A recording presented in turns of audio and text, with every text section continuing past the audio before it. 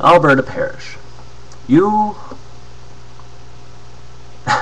you provide a challenge to atheists, and I'm going to explain your challenge and explain why people probably haven't responded to your challenge. And I'm also going to give you a challenge of your own. First, let's go on your challenge. Provide me proof that God doesn't exist. You want atheists, people that believe in science, the study of the natural and physical world, to provide proof that a supernatural being exists. Now, by definition alone, science only studies natural and physical things, not supernatural beings or deities. So, right there, we won't respond because it'd be like, I don't know, it'd be like someone saying, prove Thor does not exist, or Zeus does not exist, or Poseidon does not exist. We can't prove they don't exist. But the probability of them existing is quite low. The same as your God. Just because your God hasn't been reduced to mythological status yet, doesn't make him the correct God. So, now that we got past that, all you have left is the Bible. You study and teach the Bible. I read that on your channel. Do you believe the Bible to be completely true, Miss Parrish? Do you? If you do, then there's another reason why people don't want to talk to you. I don't have logical conversations with people that believe in talking snakes, or believe that God created man from dust and women from ribs of the guy created from dust, and put a talking snake next to a forbidden fruit tree so people wouldn't eat it.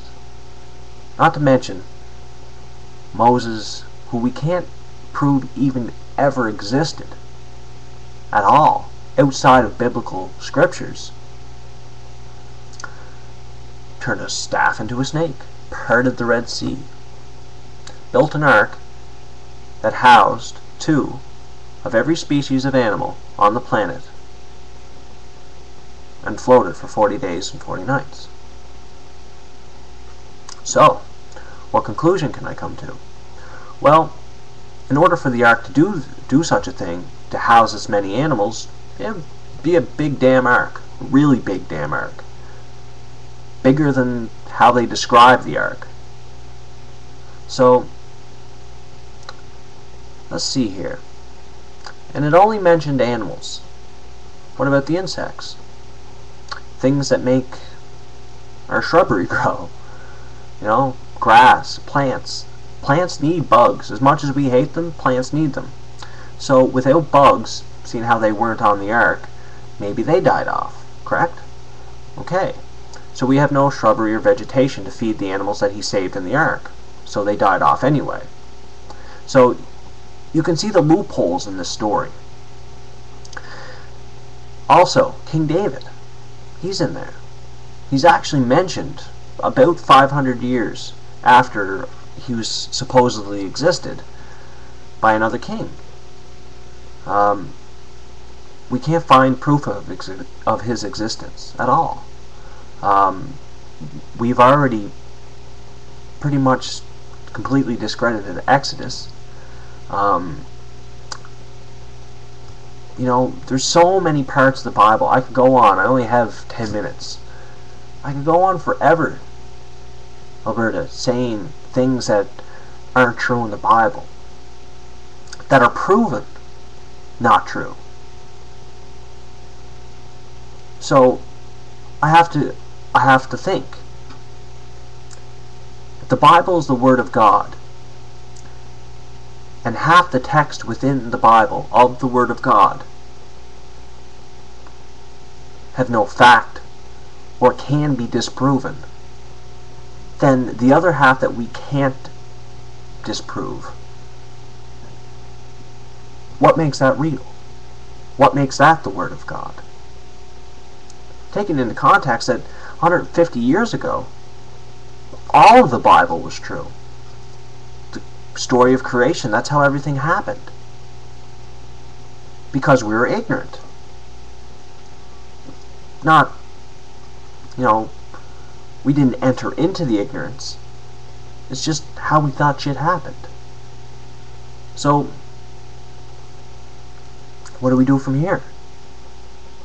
150 years later, we have science. We have the explanation of how old the Earth is through radioactive decay. We have, through standard candles, we can understand how large the universe is, the age of the universe. Abiogenesis theory is just moving up along with evolution, to the point where evolution isn't just a theory anymore. It's accepted by every biology company, university, anywhere in the world. Now, you'll come back and have your little excerpts and spit scriptures, but before you spit the scriptures, I want to ask you a question. Religious person to non-religious person. How can you say that your God exists? In doing so, discrediting every other god in the world, civilization. So, Krishna doesn't exist. Buddha doesn't exist. By the way, Buddha has the same birthday as Jesus, and pretty much most of the gods or descendants or messiahs of God have had birthdays on December 25th. So, look into that. That's pretty neat. So, look into Krishna, the Prophet Muhammad, Allah, and tell those people that they're wrong about their religion. Because if they aren't wrong about your religion, you're believing in the wrong God right now. So what do? What I get you to do is study those religions. And all religions, look into all of them. And which ones would be right and which ones would be wrong. Now, you only have two options here. A supreme being, a deity, the creator. We need one. Just one. What's the other option, Alberta? Zero. So there's either a God or there's no God.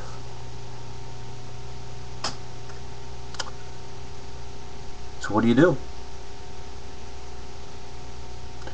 What happens if you believe in your God till the day you die? And you get up to what you thought was supposed to be heaven. And you believed in the wrong God. And you said, sorry, wrong God. Gone to hell. Just for your beliefs. Doesn't seem fair, does it, devoting all your time to a religion. And then ending up in purgatory or hell of another religion just because you didn't believe in that certain religion. It's not fair at all.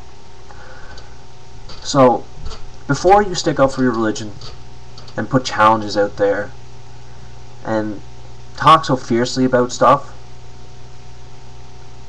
study everything. Religion, your world, cultures, logic. And just understand what's going on around you. Don't single out anything. Look at all of it.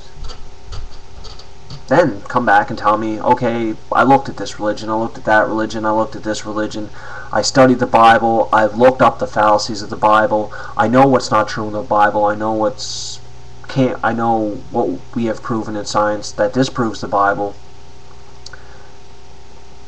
And if you come back and say, I still believe in God, way to go. You know, that's devout. But it's also ignorant. To take all that fact, all that time people spent providing irrefutable evidence for certain things, or all things, and then say they're wrong, it's not just ignorant, it's rude. Anyway, send one back if you want, but